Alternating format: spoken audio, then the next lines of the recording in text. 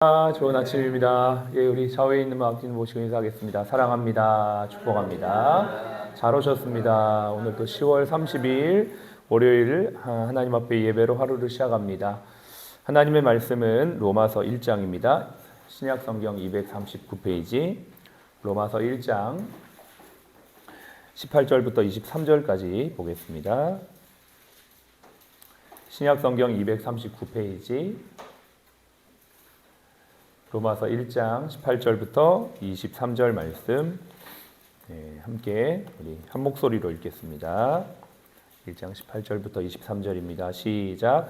하나님의 진노가 불의로 진리를 막는 사람들의 모든 경건하지 않음과 불의에 대하여 하늘로부터 나타나나니 이는 하나님을 알만한 것이 그들 속에 보임이라.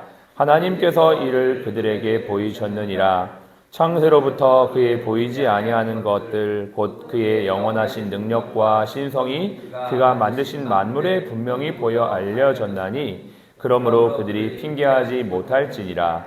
하나님을 알되 하나님을 영어롭게도 아니하며 감사하지도 아니하고 오히려 그 생각이 허망하여지며 미련한 마음이 어두워졌나니 스스로 지혜 있다 하나 어리석게 되어 썩어지지 아니하는 하나님의 영광을 썩어질 사람과 새와 짐승과 기어다니는 동물 모양의 우상으로 바꾸었느니라. 아멘. 예, 오늘은 로마서 강의 세 번째 시간 함께 하나님의 말씀을 나눕니다. 제목은 복음 그 아름다움이라는 제목입니다. 로마서의 구성은 다른 서신서하고는 좀 많이 다른 부분들이 많습니다. 그 중에 하나가 사실 그 시작부터 그 죄를 지적하고 있다는 것입니다. 바울이 쓴 많은 서신서 12권의 서신서 중에 초입부터 죄를 지적하면서 시작하는 서신서는 로마서밖에 없습니다. 그래서 사실 죄의 실체를 드러낸다라고 이렇게 표현을 우리가 하는데요. 왜 그러냐면 죄의 실체가 드러나야지 복음의 필요성이 더 분명하게 두각이 될 수 있기 때문에 그렇습니다. 어저께 혹시 달을 보신 분 계시나요? 예, 어제 달이요. 엄청 크더라고요. 보름인지 모르겠습니다만 엄청 큽니다. 캄캄할수록 달이나 별이 밝게 빛나는 것처럼 죄가 가득할수록 복음의 분명한 필요성이 선명하게 나타나는 것입니다. 서두부터 죄를 드러내는 건 죄를 지적하고 정죄하고자 함이 아니라 복음의 선명한 필요성이 우리 모두에게 있다는 것을 명확하게 말해주기 위해서 그렇죠. 여러분, 죄는 우리를 깨뜨리지만 복음은 우리를 회복시키십니다. 복음은 우리를 회복시켜서 하나님이 계획하신 대로 목적대로 살게 합니다. 그래서 복음이 소망이에요. 복음만이 답입니다. 우리 자녀들에게, 우리 가정에, 우리 교회에, 우리 병원에, 우리 직원들의 소망은 복음이에요. 그들이 알지 못하는 것뿐이지 복음을 아는 순간 자신이 왜 태어났고 무엇을 위해 살아야 되며 오늘 이 하루 내가 어떻게 살아야 될지를 알 수 있는 것, 그게 바로 복음 안에 있다라는 것입니다.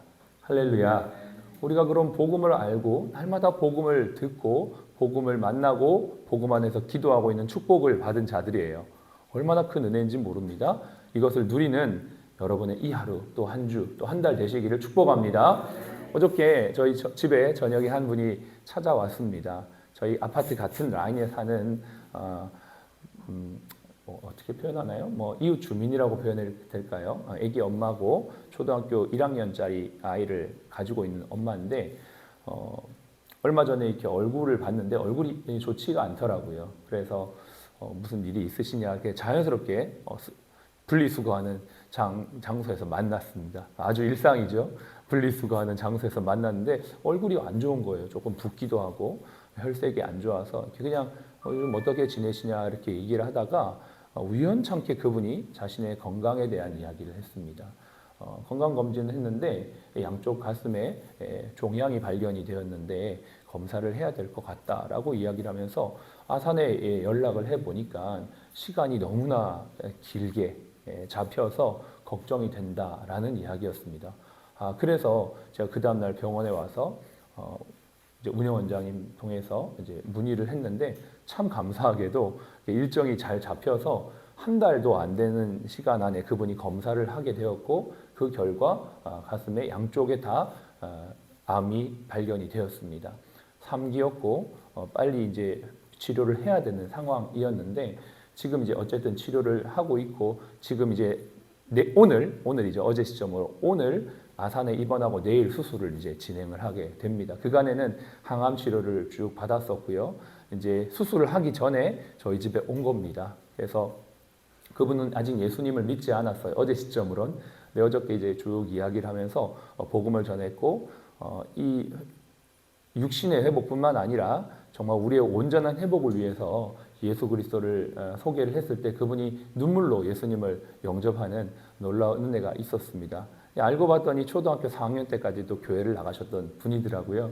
그래서 자기가 이렇게 예수님을 다시 영접하게 되는 것이 단순히 처음에는 육체의 고통 때문인 줄만 알았는데 이것이 하나님이 나를 부르신다라는 사인으로 느끼고 예수님을 자신이 눈물로 영접을 했는데 참 놀라운 건 그 아들이 하나가 있는데요. 초등학교 1학년인데 그 아이가 교회를 한 번도 나가본 적이 없는데 그림 일기를 그리면 꼭 교회 십자가를 그리면서 여기 하나님이 계시지 이러고 엄마가 아픈 거를 막연히 알기 때문에 그걸 보면서 기도를 한다는 거예요.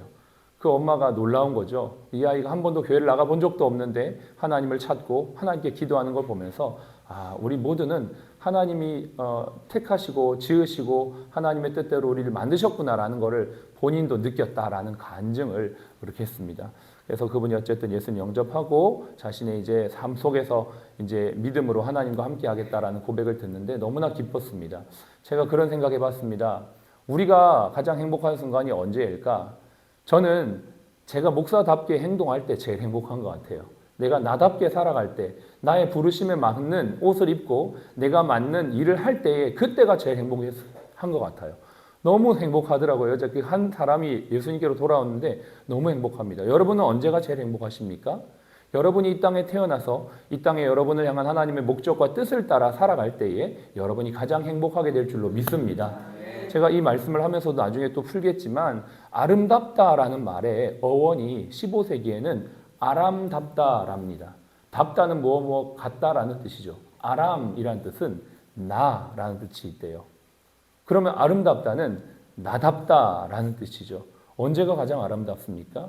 너 같을 때, 다른 사람 같을 때, 부자 같이 이렇게 그렇게 살아갈 때 그런 게 아니고 나다울 때 가장 아름답죠. 나다울 때는 언제 발견이 됩니까? 복음 안에 있을 때 내가 누군지를 발견하게 될 줄로 믿습니다. 복음이 우리를 회복시키고 복음이 우리를 아름답게 하며 복음이 우리답게 하신 줄로 믿습니다.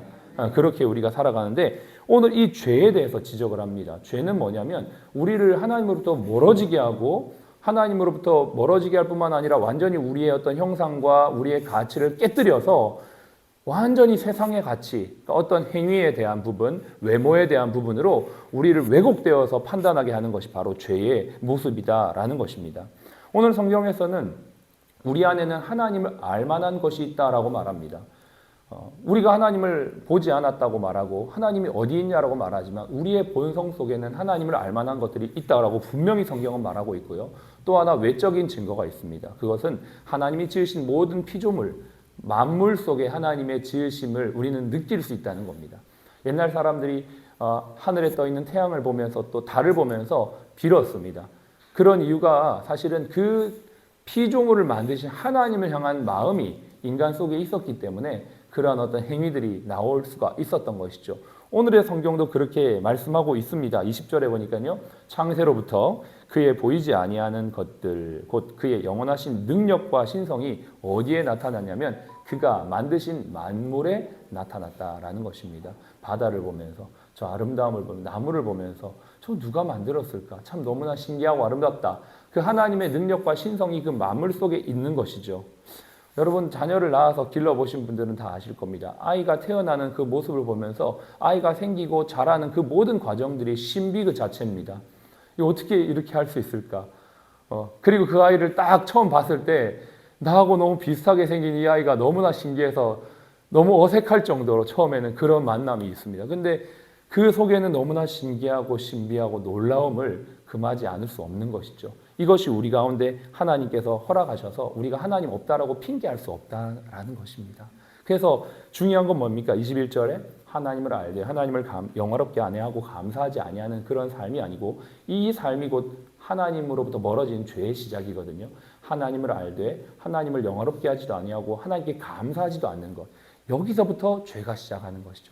반대로 생각해 볼까요? 하나님을 알고 하나님께 감사하고 하나님께 영광 돌리면 하나님을 알아가는 것입니다. 그러니까 이 예배가 그런 의미가 있는 것입니다. 여기에 와서 하나님을 찬양합니다. 아침부터 그냥 나는 출근했으니까 그냥 왔어요. 근데 와서 하나님을 찬양하고 말씀을 듣는데 하나님을 그 자체가 영화롭게 하는 것이죠.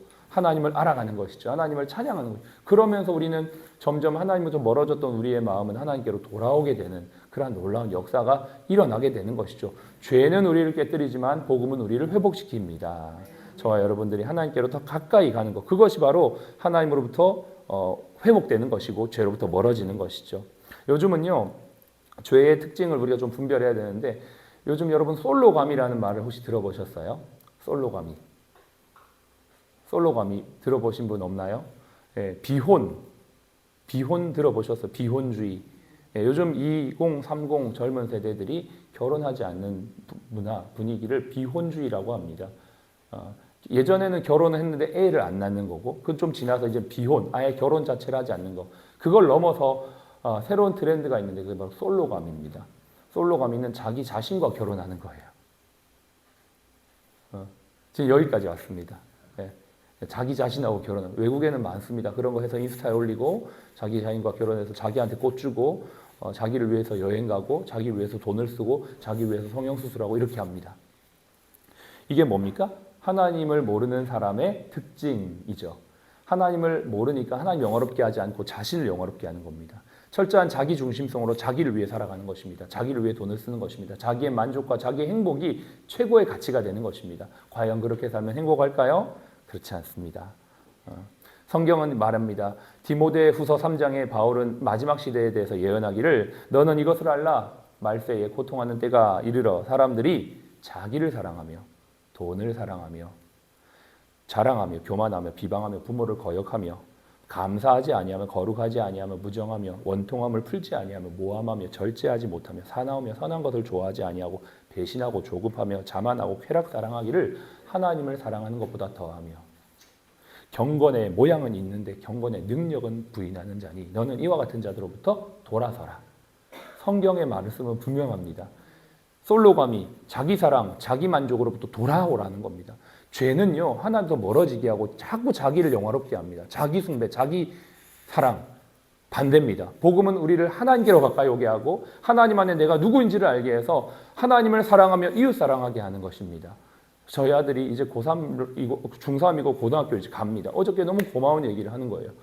아버지, 제가 제 어떤 달란트를 발견한 것 같아요. 뭐냐 했더니 저는 누구를 상담해주고 코칭해줄 때 너무나 기뻐요. 그래? 그럼 너 실제로 그렇게 하고 있니? 물어봤더니 자기가 친구들 가운데 친구 주변의 아이들한테 그런 일들을 하고 있다는 거예요. 그래서 자기가 누가 상담을 해주는데 그 아이가 너무나 고마워서 그 카카오톡으로 뭐 선물도 보내주고 그랬다는 거예요. 근데 얼마나 됐냐 했더니 한 6개월 정도 그렇게 했다는 거예요. 그러면 자기가 그게 너무 즐겁다는 거죠. 아버지, 제가 고등학교 가면 그쪽으로 가야 될 것 같은데 어떻게 생각하세요? 야, 나도 그렇게 생각한다. 사실 저도 이제 기도를 하면서 그런 마음이 있었거든요. 얘가 좀 가르치고 사람을 돕고 섬기는 쪽으로 가면 참 잘할 것 같다는 생각을 했는데 자기가 그걸 본인이 발견했다는 거예요. 너무 감사하다, 기쁘다. 그쪽으로 가라. 그런데 네가 그 일을 했을 때 너가 높임 받지 말고 하나님 높이고 이웃사랑 실천하는 일로 해야 돼 라고 이렇게 얘기를 해줬는데 너무나 기쁘더라고요. 여러분, 저와 여러분의 안에 이 복음의 가치가 날마다 회복되어서 나를 위해 살지 말고 하나님을 위해 살 수 있는 저와 여러분이 되기를 축복합니다. 에베소서 2장 10절은 말합니다. 우리는 그가 만드신 바라 그리스도 예수 안에서 선한 일을 위하여 지으심을 받은 자니 이 일은 하나님이 전에 예비하사 우리로 그 가운데 행하게 하려 하심이라. 우리는 그가 만드신 바라. 헬라어에는 포이에마라고 되어 있습니다. 걸작품이라는 단어입니다. 우리는 하나님의 걸작품이죠. 어디에서? 그리스도 예수 안에서. 원래 우리는 하나님의 걸작품으로 지어졌습니다. 그런데 죄 때문에 깨어지고 나를 위해 사는, 또 세상을 위해 사는 사람이 되었지만 이제는 복음 안으로 들어와서 이제는 하나님의 걸작품이 되어 하나님의 영광을 위해 살아가는 저와 여러분이 된 줄로 믿습니다. 나답게 삽시다. 복음 안에서 걸작품답게 삽시다. 우리 병원이 정말 하나님을 기쁘시게 하는 것이 뭐냐? 복음 안에서 정말 회복된 사람들이 정말 그 아름다움을 흘려보내는 겁니다. 아, 이 병원 가니까 저 선생님 만나니까 저 간호사님 만나니까 저분 만나니까 내가 뭔가 좋아. 내가 뭔가 이렇게 존중받는 것 같아. 라는 느낌들을 줄 수 있는 그러한 복음 안에 회복되어진 우리 사랑 플러스 병원 또 여러분이 되시기를 주 여러분 축복합니다. 기도합시다. 여러분, 우리는 걸작품입니다. 여러분은 하나님 지으신 최고의 피조물입니다. 죄로부터 멀어지세요. 복음으로 들어오세요. 나다워지십시오. 하나님 여러분에게 주신 은사와 달란트를 가지고 오늘 부르신 자리에서 주님 영광 위에 살아가도록 기도하겠습니다. 하나님 감사합니다. 오늘도 우리에게 주신 사명, 주신 은혜, 주신 사랑, 하나님의 뜻 안에 행하는 저희가 될 수 있도록 주여 도우시고 인도하여 주시기를 간절히 원합니다. 복음으로 인하여 우리 모두가 회복되며 치유되고 하나님의 사랑으로 정말 나답게 살아가는 저희 모두가 될 수 있도록 축복하시고 인도하여 주시기를 간절히 원합니다. 주님의 사랑으로, 주님의 은혜로 오늘도 우리 모든 사랑 플러스에 있는 직원들을 아버지여 새롭게 하여 주시고 오는 자들마다 병원에 있는 모든 환우들마다 복음 안에서 새로워지고 치유되는 이 비전으로 나아가는 귀하고 복된 이 하루가 될 수 있도록 주님 도와 주시옵소서. 감사합니다. 지금은 우리의 생명이요 부활이신 예수 그리스도의 은혜와 아버지 하나님의 극진하신 사랑하심과 성령님의 내주교통 충만 인도하심이 복음 그 아름다움의 삶을 살기를 원하는 우리 모든 사랑 플러스 가족 머리 위에 또 모든 환우분들 머리 위에 지금부터 영원까지 함께 하시기를 예수님의 이름으로 축복하며 기도합니다. 아멘. 감사합니다 하나님. 아멘. 예, 우리 힘차게 구호하고 시작하겠습니다. 자, 복음 안에서 이렇게 하면 여러분 걸작품으로 이렇게 하시고요. 또 제가 복음 안에서 이렇게 하면 나답게 이렇게 하시면 됩니다. 네, 구호하겠습니다. 복음 안에서 걸작품으로, 복음 안에서 나답게. 할렐루야. 좋은 하루 되세요.